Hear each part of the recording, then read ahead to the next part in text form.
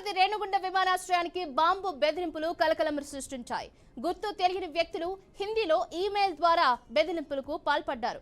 ఘటనపై తిరుపతి విమానాశ్రయ CISF crime intelligence wing SI Nagaraju Yerpedu పోలీసులకు ఫిర్యాదు చేశారు. దర్యాప్తు చేపట్టి నిందితులపై చర్యలు తీసుకోవాలని ఫిర్యాదులో పేర్కొన్నారు. ఈమెయిల్ ఆధారంగా నిందితుడిని పట్టుకునేందుకు ప్రత్యేక బృందాలను ఏర్పాటు చేసినట్లు ఏర్పేడు పోలీసులు తెలిపారు. ఈ అంశానికి సంబంధించి మరింత సమాచారాన్ని మా రాయలసీమ రీజనల్ కోఆర్డినేటర్ గోపీనాథ్ అందిస్తారు. గోపీనాథ్, చెప్పండి, ఆ ఆగంతులు ఎవరో తెలిసిందా? అలాగే పోలీసులు ఏం చెప్తున్నారు? ఇది ఫేకేనా?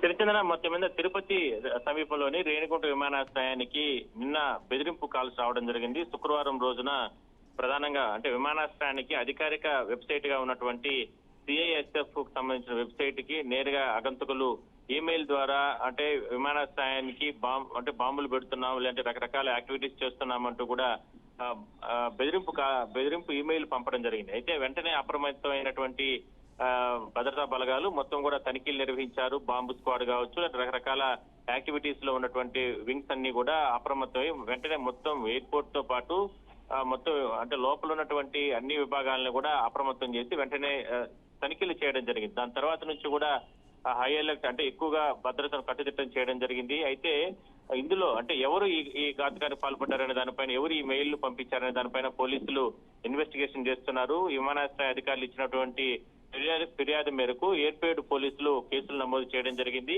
ఇందులో information technology act IT act కింద ప్రధానంగా కొన్ని సెక్షన్ల కింద కేసులు నమోదు చేశారు. స్థానికంగా ఉన్నటువంటి ఏర్పేడు సిఐ జయచంద్ర ఒక 3 విభాగాలని అంటే 3 బృందాలను ఏర్పాటు చేసుకుని ఎవరు ఈ మెయిల్ పంపించారనే దానిపైన ఇన్ఫర్మేషన్ టెక్నాలజీ యాక్ట్ కింద కేసులు నమోదు చేశారు. కాబట్టి ఆ వెబ్సైట్ దానికి సంబంధించిన వ్యవహారాలన్నీ కూడా విమానాశ్రయ అధికారులు ఇచ్చిన నేపథ్యంలో, ఫిర్యాదు చేస్తున్న నేపథ్యంలో ప్రస్తుతానికి ఎంక్వైరీ చేస్తున్నారు.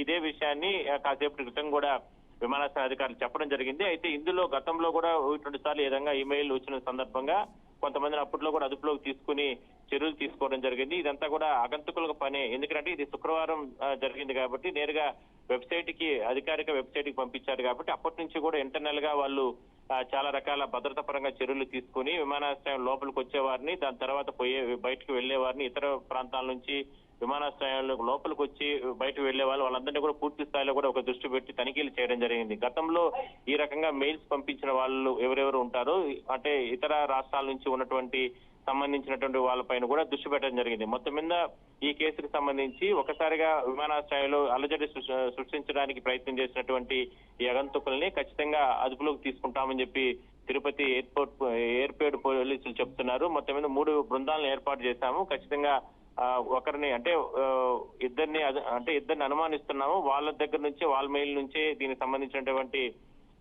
అంటే సమాచారం అంటే వాళ్ళు పెట్టడం జరిగింది. కాబట్టి వాళ్ళని అదుపులోకి తీసుకున్నట్టు ప్రాథమికంగా చెప్తున్నారు. మొత్తం మీద ఈ కేసులో ఇవాళ సాయంత్రం కానీ రేపటి లోపల ఆగంతుకులను మాత్రం అదుపులోకి తీసుకొని అరెస్ట్ చేసే అవకాశం అయితే ఉంది. అయితే భద్రత పరంగా మాత్రం విమానాశ్రయ అధికారులు ఎటువంటి ఇబ్బంది లేదు. ఆల్రెడీ మెయిల్ వచ్చిన వెంటనే అంతకు ముందు నుంచి కూడా భద్రత అనేది కట్టుదిట్టం ఉంటుంది. ఎవరిని కూడా అనుమానిత వ్యక్తి ఎవరిని కూడా లోపలికి రానియం. తిరుపతి విమానాశ్రయం అంతర్జాతీయ స్థాయి విమానాశ్రయం కాబట్టి ఇక్కడ హై అలర్ట్ ఎప్పుడూ కొనసాగుతూ ఉంటుంది. విఐపీలు వస్తారు, కేంద్ర మంత్రులు వస్తారు, రాష్ట్ర మంత్రులు వస్తారు, సుప్రీంకోర్టు, హైకోర్టు ఇట్లా న్యాయమూర్తులు వస్తూ ఉంటారు. చాలా రకాల యాక్టివిటీస్ జరుగుతూ ఉంటాయి కాబట్టి ఏ ఇబ్బందులు లేదు. అయినప్పటికీ కూడా ఆ మెయిల్ వచ్చింది కాబట్టి అది ఆగంతుకుల లేదంటే ఇంకా వేరెవరైనా అనేది ఇన్వెస్టిగేషన్ లో తేలుతుంది. అయినప్పటికీ కూడా పూర్తి స్థాయిలో మరోసారి భద్రతను పెంచడం జరిగింది. అనుమానిత వ్యక్తుల పైన కూడా దృష్టి పెట్టాము. చుట్టుపక్కల ఎయిర్పోర్ట్ కు సంబంధించి చుట్టుపక్కల ఎవరు కొత్త వ్యక్తులు తిరిగినా వాళ్ళపైన అనుమానంతో వాళ్ళని అదుపులోకి తీసుకుని విచారణ జరుపుతామంటూ కూడా ఎయిర్పోర్ట్ అధికారులు, భద్రతా సిబ్బంది కూడా చెప్తున్నారు. Okay, right. Thank you so much Gopinath.